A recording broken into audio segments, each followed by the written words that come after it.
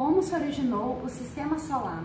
O Sistema Solar surgiu a partir de uma nebulosa, que era uma nuvem de gás e poeira em rotação lenta, onde através de condensação dessa nuvem surgiram os planetas, Lua e outros corpos celestes que passaram a girar em torno do Sol.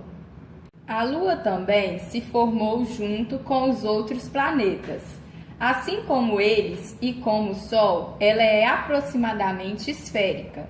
O Sol tem sua luz própria, assim como todas as estrelas. Os planetas não têm luz própria e são iluminados pelo Sol. A Lua é como um planeta e também é iluminada por ele. A Lua reflete a luz do Sol e por isso que vemos brilhar à noite. Como era a atmosfera primitiva e como ela foi formada? A atmosfera é o nome dado à camada gasosa que envolve os planetas. No caso da atmosfera terrestre, ela é composta por inúmeros gases retidos por causa da força da gravidade e do campo magnético que envolve a Terra. No início da formação do planeta Terra, a atmosfera era composta basicamente por gases metano, amônia, nitrito, vapor de água e dióxido de carbono, resultante das constantes erupções e colisões na superfície inóspita da Terra primitiva, além dos que eram expelidos pelas rachaduras nas crostas terrestres. A atmosfera terrestre é dividida em algumas camadas de acordo com a variação das transições de temperatura e distância. Atmosfera, troposfera, estratosfera, mesosfera, termosfera, exosfera. Como ocorreu a evolução da atmosfera primitiva para a atmosfera atual? O arrefecimento da Terra provocou a condensação do vapor de água, tendo a chuva originado os oceanos e dissolvido grande parte do dióxido de carbono. Dióxido de carbono e vapor de água passaram assim a ser gases vestigiais na atmosfera. Também o metano e o amoníaco praticamente desapareceram, destruídos por ação da radiação solar. Ao mesmo tempo, iniciou-se a formação do oxigênio O2, por ação das radiações UV vindas do Sol e devido ao fato da atmosfera atual não oferecer ainda nenhuma proteção a estas. A água transformou-se em oxigênio e hidrogênio. Este último acabou por escapar para o espaço, pois é constituído por moléculas muito pequenas que conseguiram escapar à gravidade da Terra. A água existente no estado líquido permitiu a fotossíntese das cianobactérias, os primeiros seres capazes de sintetizar a matéria que o constitui a partir de água e dióxido de carbono. A quantidade de oxigênio na atmosfera foi aumentado sucessivamente a partir da fotossíntese de seres vivos mais complexos que as cianobactérias. A fotossíntese é o processo realizado pelas plantas para que haja produção de energia necessária para que possam se manter vivas. O processo da fotossíntese acontece quando a água e os sais minerais são retirados do solo através das raízes da planta e acaba percorrendo pelo caule até as folhas em forma de seiva, que é chamada de seiva bruta. A folha absorve a luz do sol através da clorofila, substância que dá a cor verde das folhas das plantas. A clorofila e a energia solar possuem o papel de transformar os outros ingredientes em glicose. O processo de formação da glicose ocorre através de uma reação química ocasionada pela transformação da energia solar em energia química. A substância obtida acaba sendo conduzida pelos canais existentes para todas as partes do vegetal. Com isso, a planta usa parte deste material como alimento para manter-se viva, como também para continuar crescendo. O restante fica localizado na raiz, caule e sementes, na forma de amido. Qual a composição atual da atmosfera e quais são os principais gases? A atmosfera terrestre é composta principalmente de nitrogênio, conhecido também como azoto, oxigênio e argônio. Os gases restantes são muitas vezes referidos como os gases traços, que são aqueles que correspondem ao menos de 1% do total de gases da atmosfera, entre os quais são incluídos os gases do efeito estufa, como o vapor de água, o dióxido de carbono, metano, óxido nitroso e ozônio. O que são ações antrópicas? São alterações realizadas pelo homem ao longo de sua existência sobre a Terra. Imaginem a paisagem avistada toda recoberta por florestas. Pois é, era assim no passado. Toda essa paisagem foi alterada, inicialmente pelo desmatamento, depois pela formação de pastagens, construção de casas, edifícios.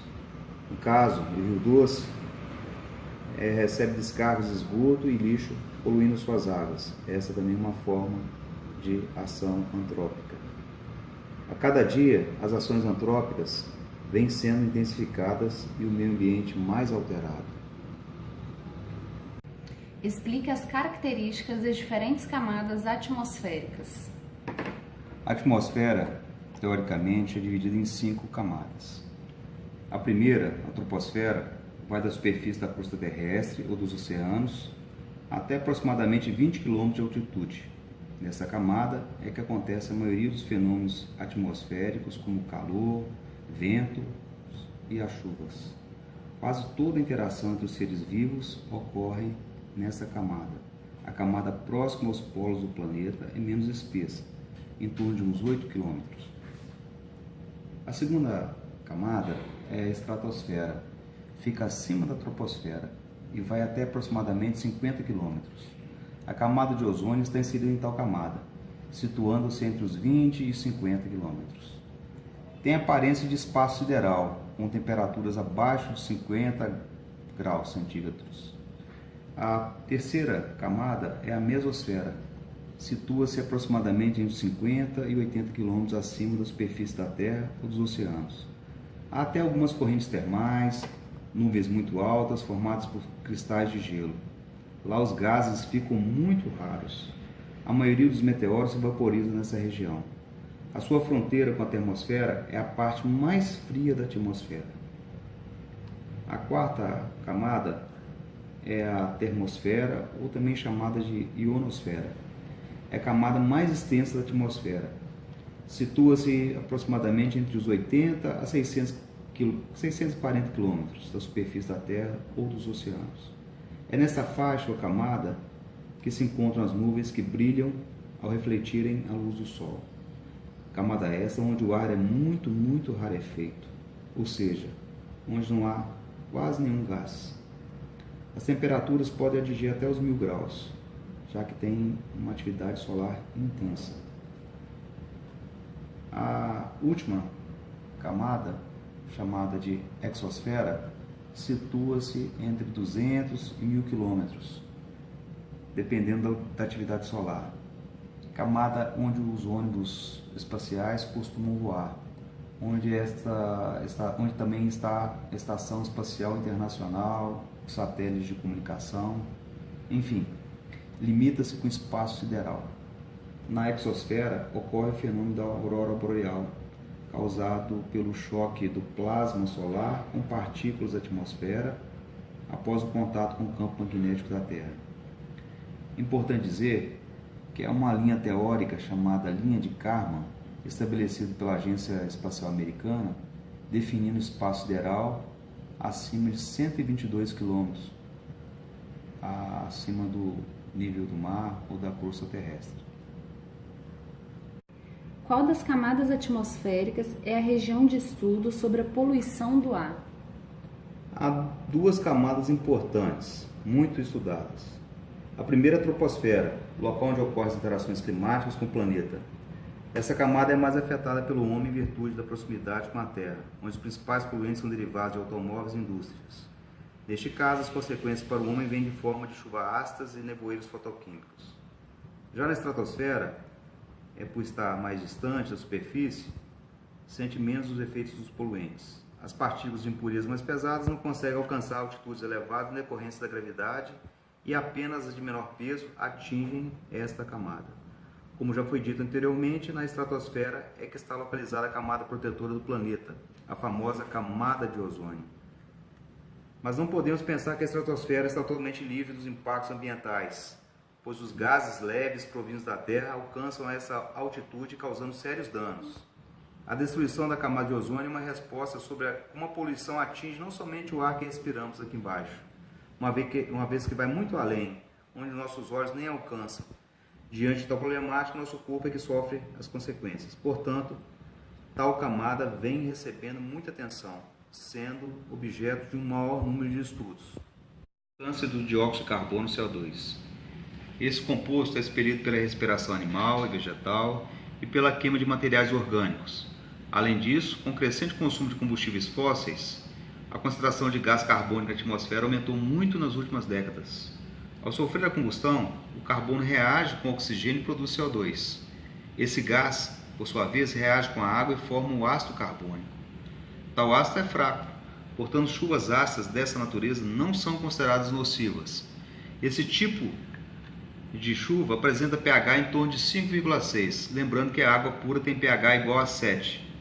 Desta forma, é considerada chuva ácida toda chuva que possui pH menor que 5,6.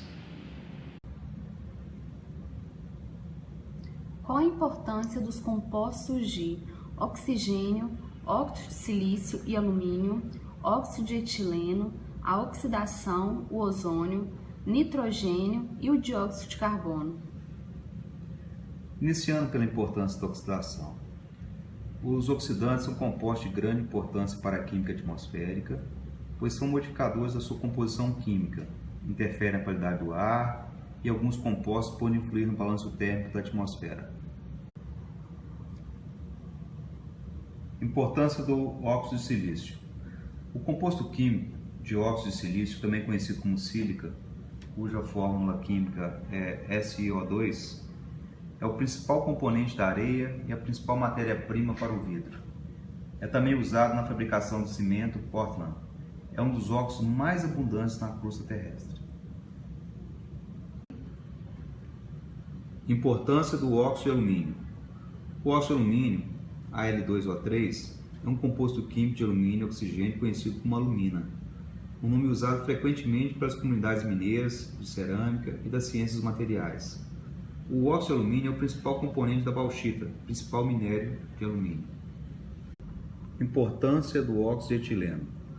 O composto químico óxido de etileno, o epoxetano, é importante substância química usada como intermediária na produção do etileno glicol, outros produtos químicos e como esterilizante para alimentos e materiais de uso médico. É um gás inflamável, incolor ou líquido refrigerado com um fraco odor doce. Importância do nitrogênio. Os óxidos de nitrogênio, principalmente o NO2, são formados em reações que ocorrem na atmosfera entre os gases de nitrogênio, N2, e oxigênio, O2. Eles conseguem energia de ativação, que é uma energia alta, para a reação por meio de raios de tempestades. Além disso, essa reação também ocorre em motores a explosão de automóveis, sendo que o NO2 é eliminado pelos canos de escapamentos desses veículos. Na atmosfera, tais óxidos de nitrogênio reagem com a água da chuva, formando o ácido nítrico, HNO2, e o ácido nitroso, HNO3, que por estar em pequena quantidade também não fazem com que a chuva ácida seja considerada nociva. Entretanto, ao longo do tempo ela pode causar certo impacto ambiental. Importância do ozônio. Sua importância está no fato de que é o único gás que filtra a radiação ultravioleta do tipo B, UVB, que é nocivo aos seres vivos. Desta forma, a camada de ozônio age como uma espécie de escudo protetor. Nos seres humanos, a exposição à radiação UVB está associada ao risco de dano à visão, como a catarata, envelhecimento precoce, a supressão do sistema imunológico e ao desenvolvimento de câncer de pele. Os animais também sofrem as consequências do aumento da radiação. Os raios ultravioletas prejudicam os estágios iniciais do desenvolvimento de peixes, camarões, caranguejos e outras formas de vidas aquáticas e reduz a produtividade do fitoplâncton, base da cadeia alimentar aquática, provocando desequilíbrios ambientais.